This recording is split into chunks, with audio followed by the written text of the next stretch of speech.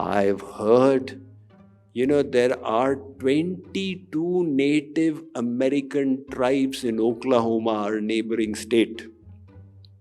Once, one Native American got a Rolls-Royce in a lottery. So he was a good old man, and he retained his simple lifestyle. Earlier in the evening, he would walk down their village main street, but now he would go on his Rolls-Royce, and everybody loved him. So while he was driving the Rolls-Royce, sitting there, he would turn around and speak to his friends on the left side, and then he would go and speak to his friends on the right side. And sometimes he'd turn around, "Oh, you there, so nice." But despite all this, he never had an accident.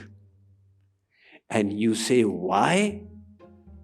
Because he did not switch on the ignition. He was getting his Rolls-Royce pulled by 2 horses. He was unaware that a 98 horsepower engine was sitting inside. So he had 2 horses pull it from the outside. Likewise, we are unaware of this engine inside of us. And the saints remind us. Swami Vivekananda said, "Thou art not bodies, thou art not matter. Thou art souls, spirits blessed, free and eternal. Matter is your servant, not you the servant of matter." So we are a spiritual entity called the Atman, the soul, the spirit, the Jiva. That is not a product of matter. It is a part of God Himself. And that is why it has the power of God. Just like there's one huge fire, a conflagration, and a little spark. The little spark should not be underestimated.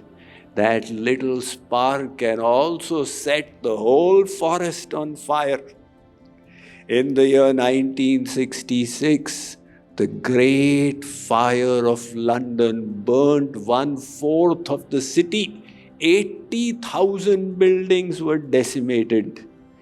And when the discovery was done, what happened? It was found that in a bakery, a cow had kicked a lamp over. But that little spark had spread into such a big fire. So the Vedas are telling us the real you is a part of God Himself. The body is made of mud. He says, "Swamiji, my body is so attractive, and you say it's made of mud." All that you eat and drink is a consequence of mud.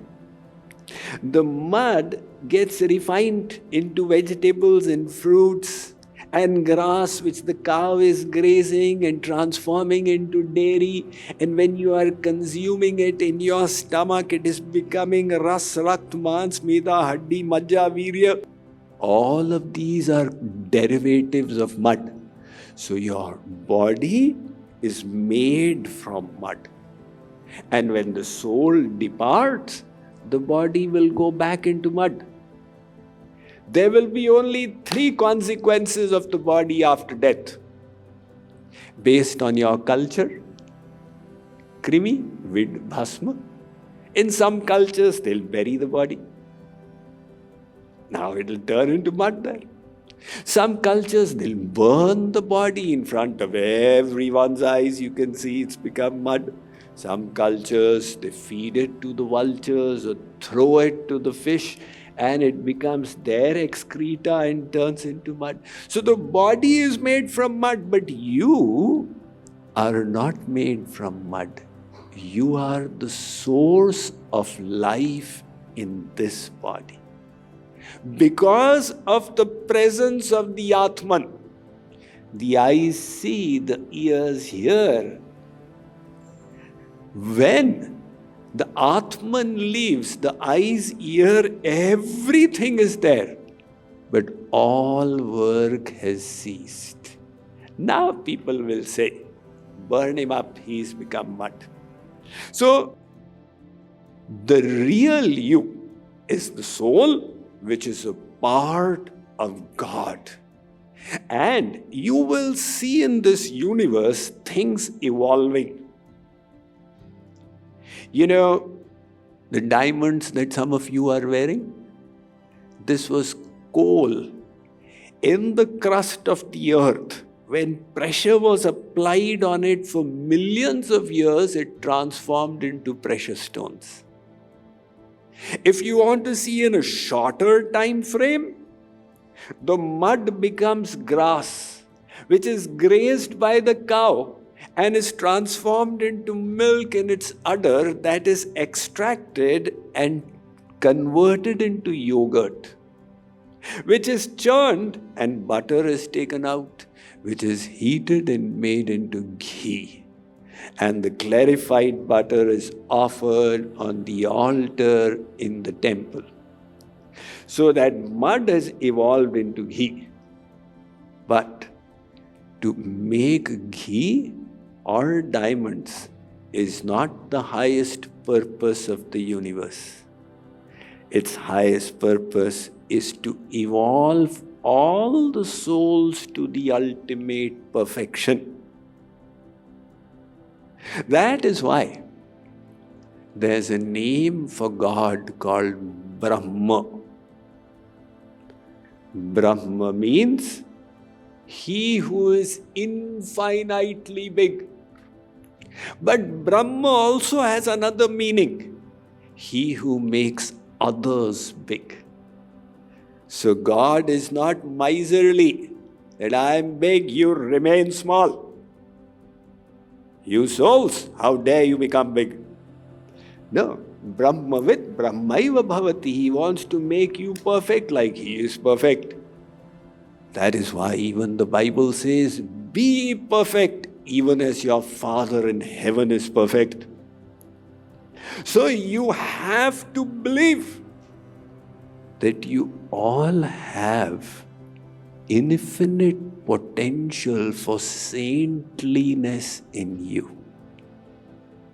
Swami Vivekananda put it so well. These prophets were not unique. They were human as you and I, and they had attained super consciousness, and you and I can do the same. The very fact that one person attained that state indicates that all can do so, and that ultimately is religion. The purpose of religion is that all of us should attain saintliness. But sometimes we miss the bus. One guy, in the Northeast, trains is a regular mode of travel. So this guy, he reached the New York Metro to catch the 220 to Boston. And there were still 15 minutes. So what do you do for time pass in the metro station? Very much what you do in Indian railway stations for time pass. There's a weighing machine there. So you can stand out there and get your weight taken.